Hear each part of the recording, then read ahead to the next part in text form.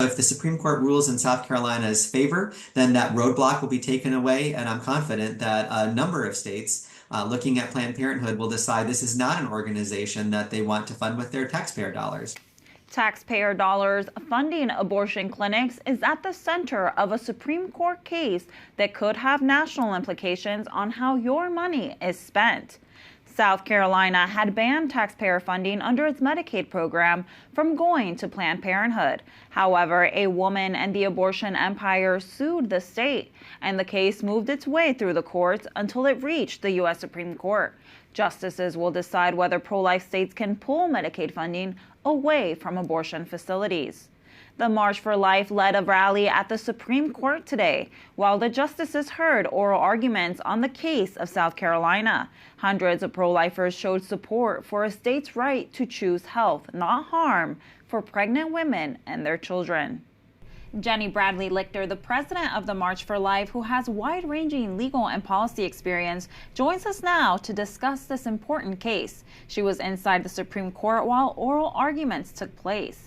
Jenny, it's such a pleasure to have you here with us today. Can you explain for our viewers, what is the question at the center of this case? Sure. Thanks for having me. It's always a pleasure to be at EWTN. So this case is a little bit wonky and technical, but I'm going to simplify it the best that I can. The bottom line of this case is, does an individual state, in this case South Carolina, have the authority under the Medicaid statute to decide that it doesn't want Medicaid dollars, taxpayer dollars, flowing to Planned Parenthood? South Carolina made the decision several years ago based on its state's strong pro-life commitment and pro-life laws that it deemed Planned Parenthood disqualified to participate in the Medicaid program. And this case is essentially asking, can the state's decision stand? That's a great summary. Thank you so much. And I hear you were in the room this morning during the oral arguments. What was the atmosphere like, and was there anything that stood out to you? Thanks. It was very exciting to be in the courtroom this morning. The room was packed, and when you're at an argument in the Supreme Court, you really can hear a pin drop while the lawyers are making their argument, and then they're engaging with the justices as they ask questions. So this morning, the argument went on for a long time, an hour and a half or maybe even a little bit longer. The justices asked really good questions. South Carolina's lawyer, John Bursch from ADF, did a terrific job answering all of their questions. We had him on earlier. Did you? Fantastic. Yes, we did. I don't think this is going to ultimately be a unanimous decision, but based on what I heard this morning, I do think that a majority of the justices on the Supreme Court will uphold South Carolina's ability to defund Planned Parenthood from their Medicaid program. That's very encouraging. And more than a dozen states have pro-life laws that limit abortion. How can this case impact their Medicaid spending? That's right. So the states all have Medicaid dollars from the federal government to disperse. And again, remember, those are taxpayer dollars, right? It's our money that the federal government is giving the states.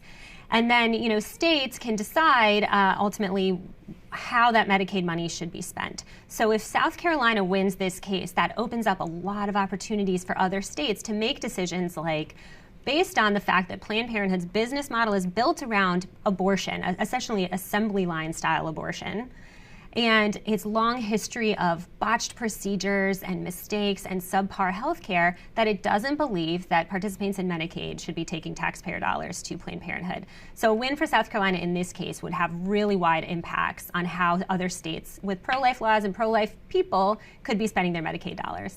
That's great. And then finally, we just covered the Wisconsin Supreme Court case election. What is your reaction to Susan Crawford winning? And how do you think this will impact the fight for life on the ground? Well, I'm sorry, of course, to see Susan Crawford's victory. She built her campaign on abortion and on really scare tactics, right? Trying to scare voters into believing that if she didn't win, the clock would be turned back and women would lose all kinds of important rights. And of course, that's not true at all. So I think this is a call to action, especially for pro-life people in Wisconsin, but for all of us, right? To just continue to make it clear and witness to life that the pro-life movement isn't about scaring people or taking away health care, right? It's about taking care of women and their babies. I love that. And then I think also part of the narrative saying that a lot of money is being put into this race. Yeah. But I think the argument can be a little bit one-sided. What are a couple of the arguments you've been making on the ground that you think have really helped people shift their perspective? Yeah, you're exactly right. So a lot of money from big Democrat donors poured into this race, right, this state-level race in a way that I think we haven't really seen before. But the pro-life message never should change, right? The message, again, is that The pro-life movement is about making sure that moms can access the support and resources that they want and need.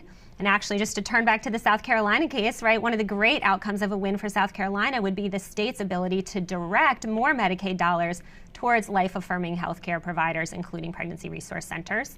So in Wisconsin and everywhere across the country, it's really important to make sure that women know how to find places like PRCs and maternity homes when they need them, and just kind of keep spreading that message of support, love, care, compassion for moms and their babies. Again, we are on the side of life. We are on the side of love and care and compassion. We don't have to rely on scaring people using big-pocketed Democrat donors, right?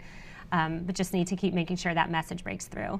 That's so true. The truth is loud and strong. It is. Now, Jenny, last time we had you on the show, you were president-elect. Now you've had a couple of months in the presidency. What has surprised you most? That's right. It's been just about 2 months since I became the president of the March for Life, which is already just an incredible blessing to me and my family. And I have to say, one of the best and maybe most surprising things so far has been how absolutely wonderful our state marches for life are.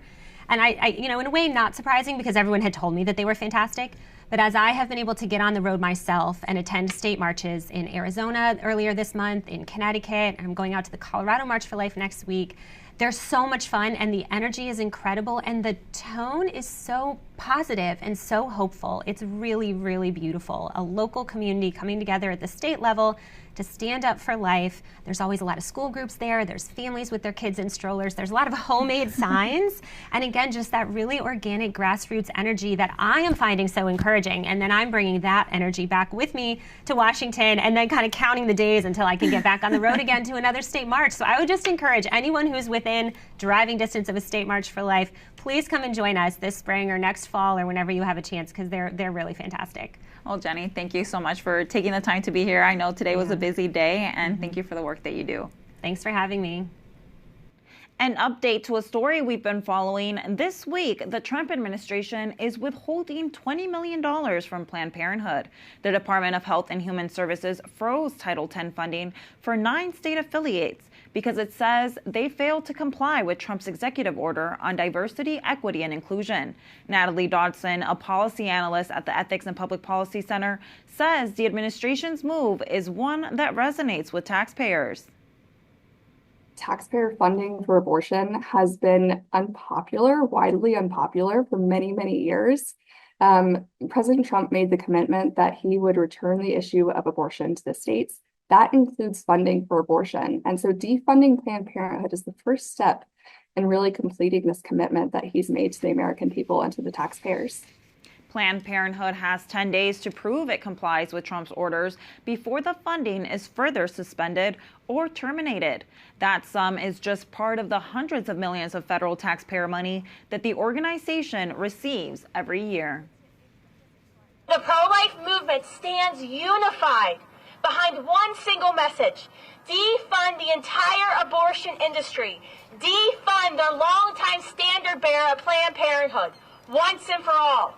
Pro-lifers from across the country traveled to the Capitol last Thursday to encourage lawmakers to defund Planned Parenthood. They stood among more than 1,000 small pink crosses, a somber reminder of the preborn lives the organization takes every day. While the Trump administration only temporarily froze some of Planned Parenthood's funding, Congress could permanently defund it.